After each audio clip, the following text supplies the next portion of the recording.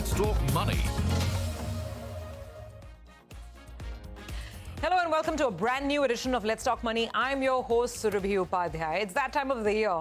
That time when the date tells us that the spotlight needs to be on women. And therefore, we in the media obviously do that. But you know, if you've been following this show, that a conversation on women, their well-being, their finances, their financial security is an ongoing conversation on Let's Talk Money. And hopefully, it's an ongoing conversation for you with your families as well.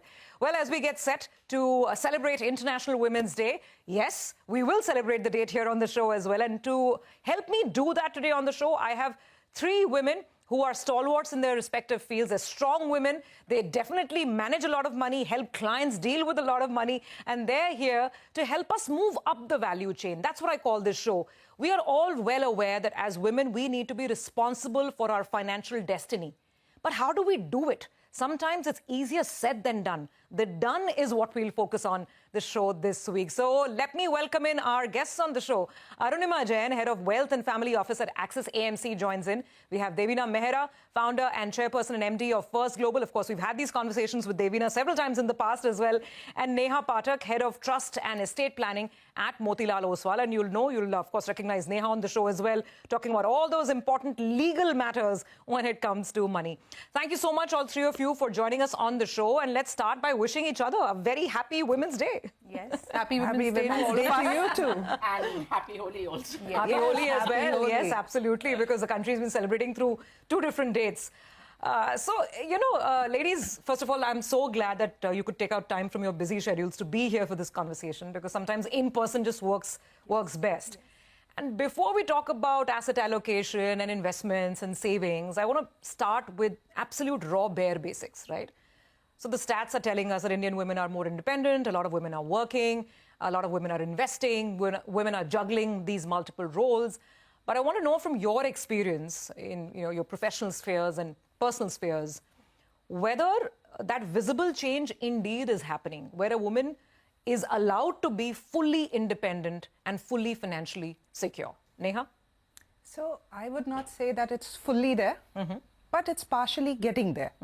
So there are people who are welcoming this with open arms. They are saying that let the women or the lady of the house have the investments in her name.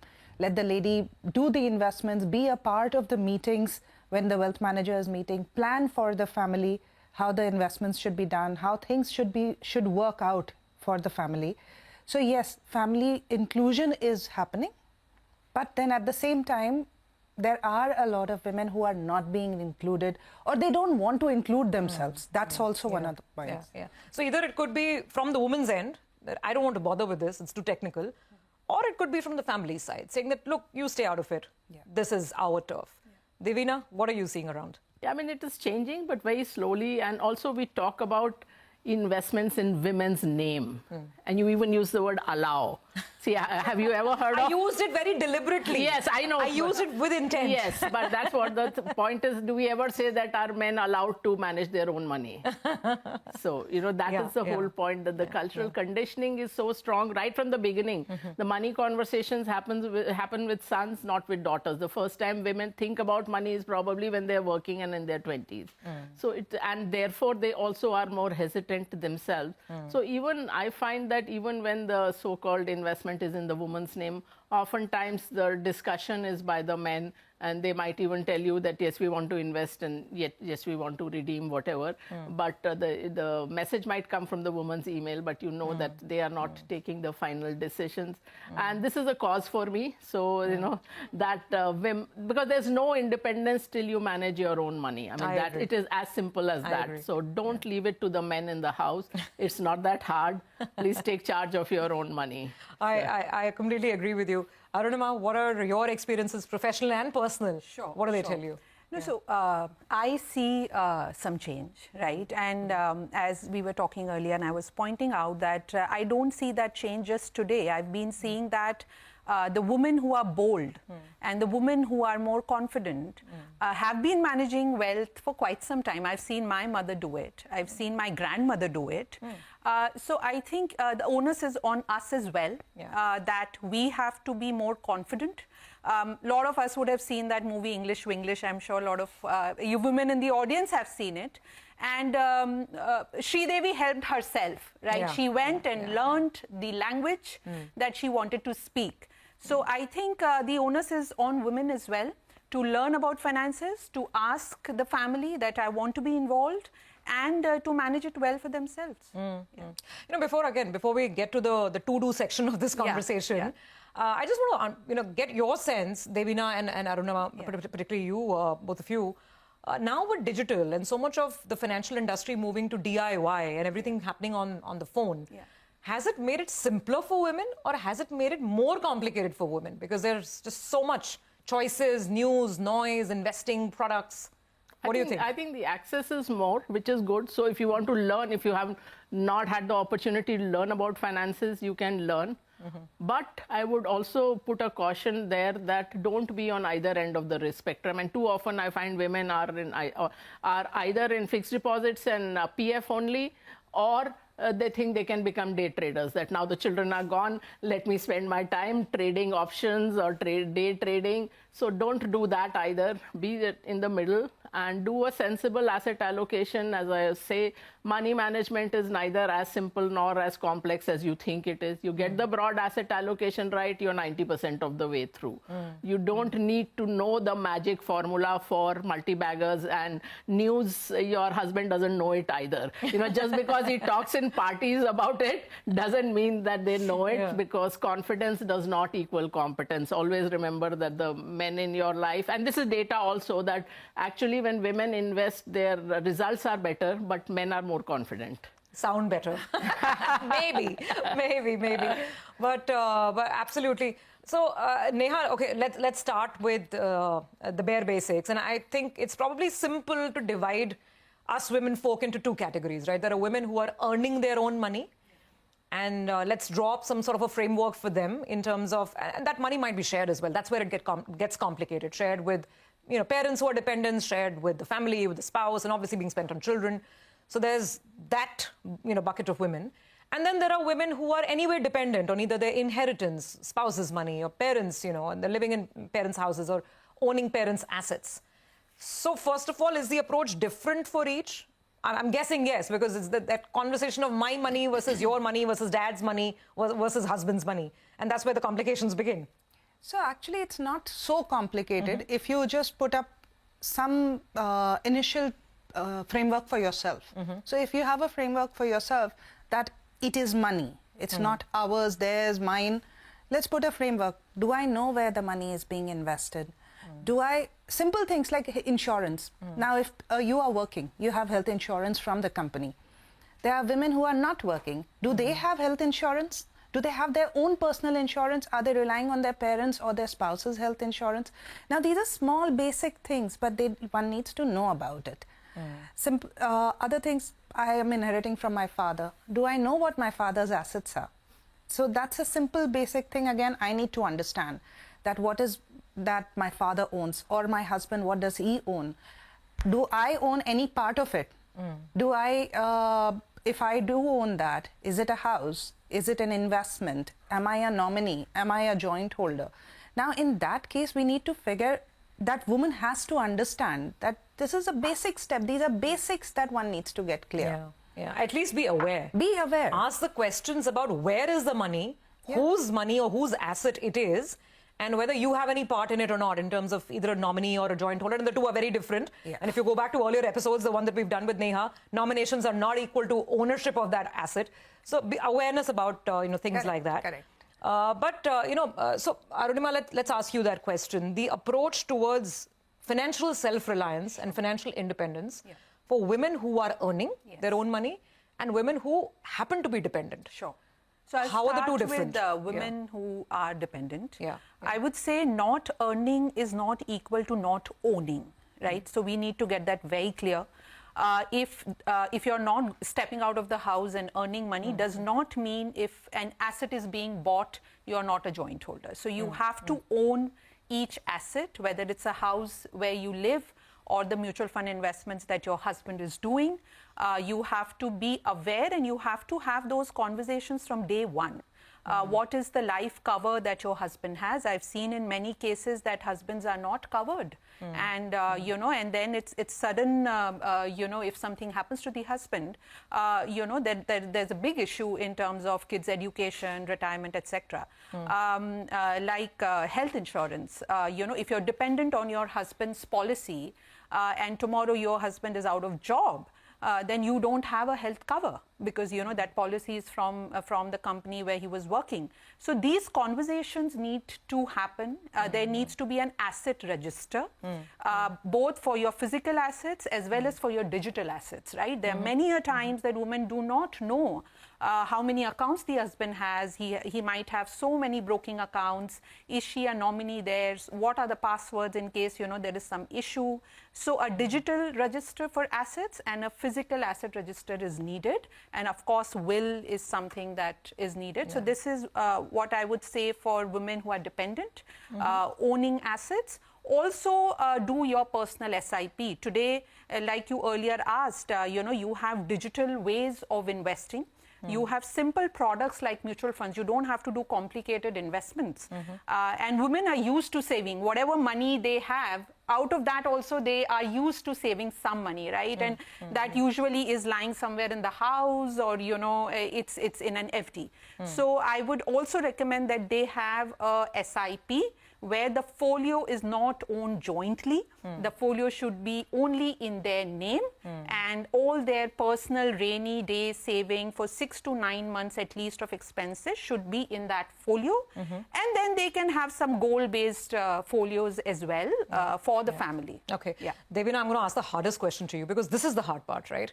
Making sure that even if you are, you know, a part of a family, you know, whether as a daughter, whether as a wife, a mother, obviously there are some obligations and contributions, but how do you still ensure that you yourself are secure? Because anything can happen tomorrow. Yes. So first of all, I would say one of the decisions that women take without thinking about it and which has the greatest consequence for their future health and their financial health is either giving up their career or going into the slow lane in their career because of family obligations. I mean, currently the situation is, I read about somebody who was divorcing because his mother was unwell and he wanted his wife to quit her job and she refused to. I mean, now just think about if the wife's parent is unwell and she asks the husband to quit the job. I mean, how absurd that sounds. So every time, you know, you reverse the gender and it sounds absurd, you know where that's coming from. So this is one thing I must tell people, that if at all you are making that change, then at the very least make sure 50% of your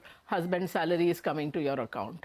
Only then you are I mean, it's not funny. I mean, women end up later in life and find there's nothing in their names, you know. So that's the whole point, that this is, and this I actually heard of Aparna Sen's daughter doing 40 years ago, that if you want me to change cities, 50% of your income comes to me. So, you know, so that's, you have to put your foot down in the beginning, because as I said, too many women drift into this decision without thinking it through. Also, many working women later in life find that, oh, the way the household was being run, I was doing all the daily expenses or monthly expenses, and the assets were all being built out of husband's income and mainly in his name. So, you know, these are hard, uncomfortable conversations to have, but you have to make sure that the assets are in your name jointly and not as nominee. A nominee can be changed anytime. A financial planner told me that my male clients come to me, you know, at various stages, but the women almost always come to me when they are widowed or separating.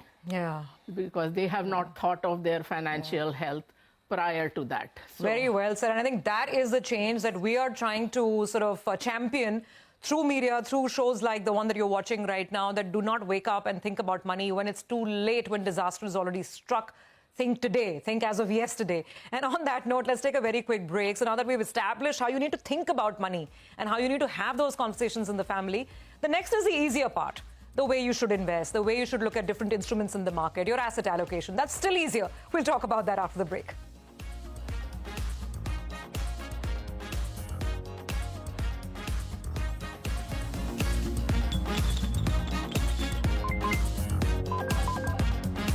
Let's talk money.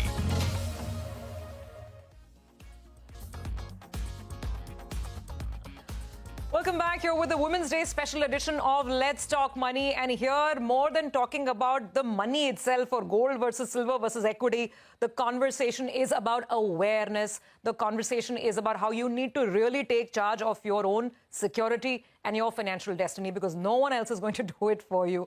We are, of course, in conversation with Devina Mehra, with Arunima Nain, and, of course, Neha Pathak from Motilal Oswal.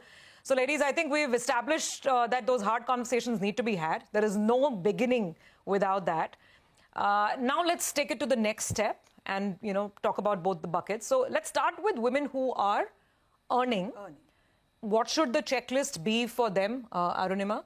And in terms of basic investments and also that division, which I asked Devina as well, that, right, there's a pool of capital going towards joint finances, etc. But what should be that proportion that you want to save in your name? Just some, framework will help. Sure. Yeah. So women who are working, of course, will contribute towards the household expenses as well. The ideal way to do is open a joint bank account along with your husband. You both decide, how much each will contribute towards the household expenses. Apart from that, whatever you save has to be managed and invested by you. Right? And there I see a lot of women not wanting to do that, not wanting to take that work on themselves. Like Devina was saying that, they feel that their husband knows more than them about finances. The husband is talking about stocks all day. Does not mean that he knows more than you. And there are simple ways of investing now. You do not have to be a stock trader, or you do not have to know technical charts to invest. There are simple products like mutual fund, and we are seeing women participation in mutual fund increasing. 1 out of every 4 folio now belongs to a woman. So we've already seen that going up. And I will encourage women to use mutual funds. And there are all kinds of mutual funds. Of course, you don't have to take more risk. If you love investing in gold, you can invest in a gold fund. If you love investing into, safe instruments, then there are debt funds. So there are all kinds of funds. Options. You don't have to, investing sometimes women feel is associated with risk. And I have seen personally women being more risk averse. So I think they need to understand and educate themselves more in terms of investment risk, and start managing their savings themselves. Right? Sure. Devina, so that's on the investment side, and mutual funds offer a great route now, very simple route to start securing yourself.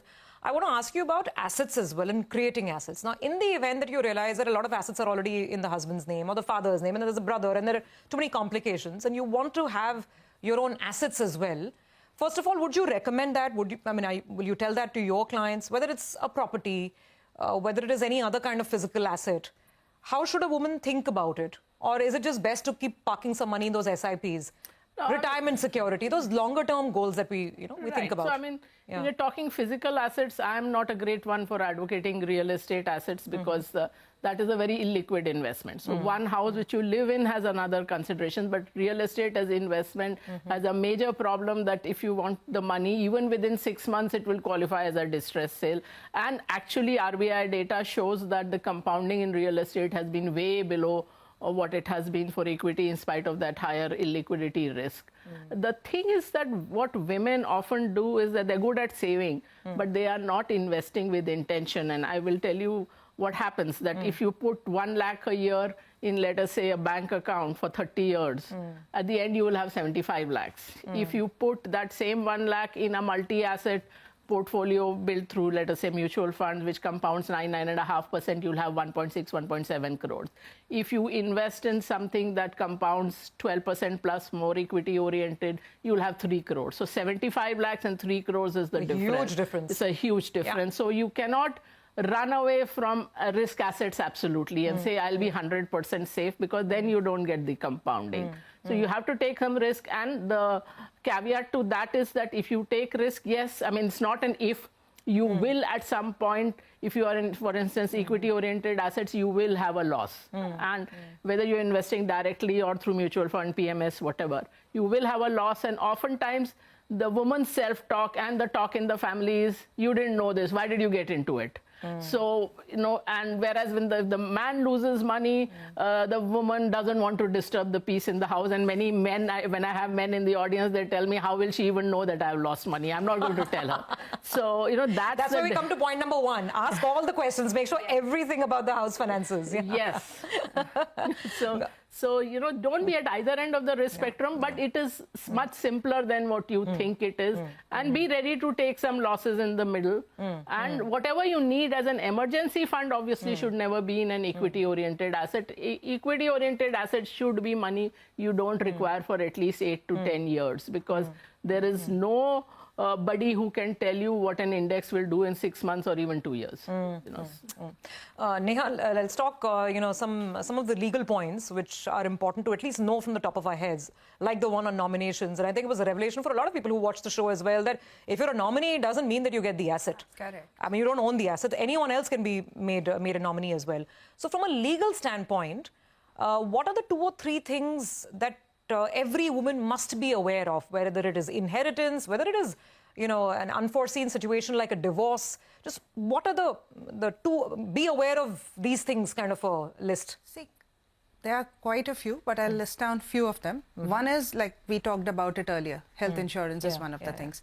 But you should be aware of what are the assets that are held by the family. Very, very important to understand, because in case of any eventuality, be it death, divorce, separation, anything, at least you're aware where are you supposed to get these assets from and from whom. So that, and the location of these assets. Where is it located? If you have a bank account with which bank, if there is a locker, are you a joint holder or a nominee, or you're the owner? You should be aware of things like this.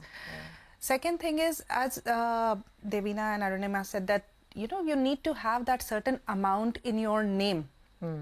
Make sure that at least 6 months of that is something that is there in your name. So it's simple, like how you talk in the flight. They tell you in the flight that secure yourself before securing others. So you need to have your security in place.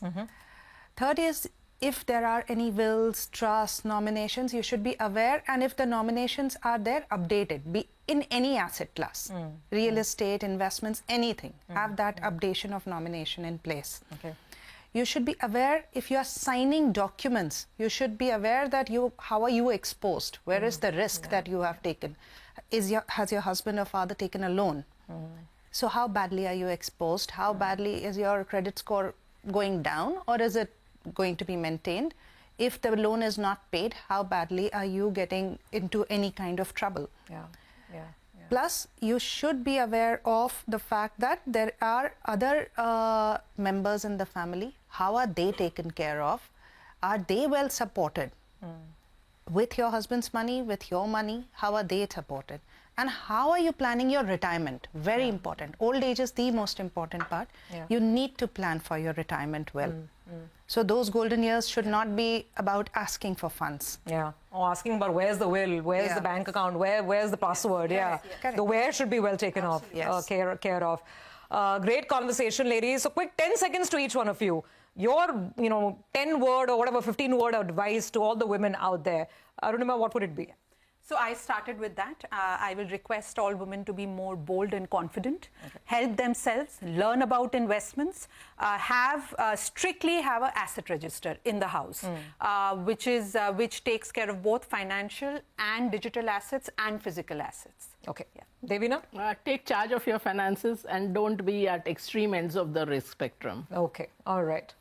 And Neha? Look out for your security first before going and helping your husband out.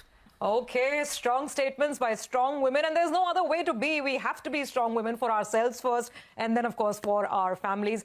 Fantastic conversation. Thank you so much for taking out the time and spelling this out as clearly as one possibly can. I think it's going to be a very helpful sort of advice, and it'll go a long way for all our viewers, all the women who are watching, and even the husbands and the fathers, everybody who's watching this show. Everyone who has women in their lives. Absolutely. Thank you so much.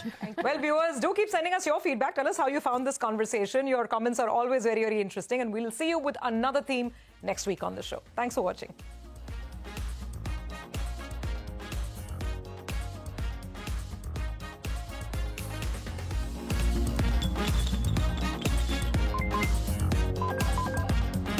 Let's talk money